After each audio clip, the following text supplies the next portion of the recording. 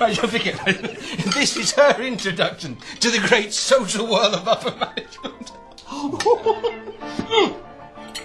Jane, completely useless to this sort of thing, like waving her hands around, knickers round her ankles. I really don't think anyone's interested.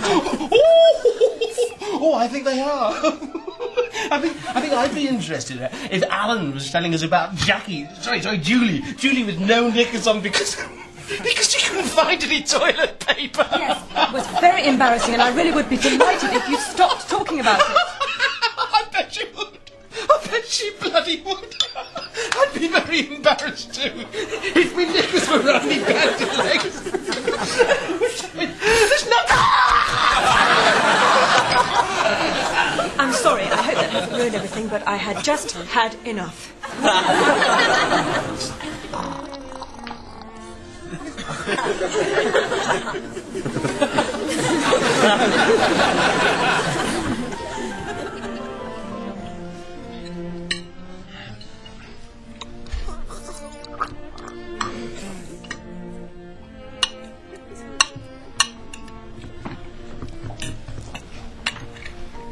Everyone all right for wine? Yeah. Fine.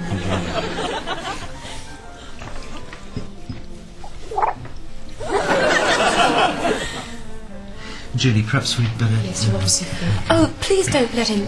We've had such a lovely time. I'd hate for this to ruin everything. No, I really think it would be better if we left, Jane. Yeah, I've got a new babysitter and she's young, so I don't... Really? Oh, well, I'm sorry. You know. No, don't worry, I mean, I had a bit much to drink and, we've all done it, haven't we? I'm sure there are times when Julie quite happily stick a knife in my chest.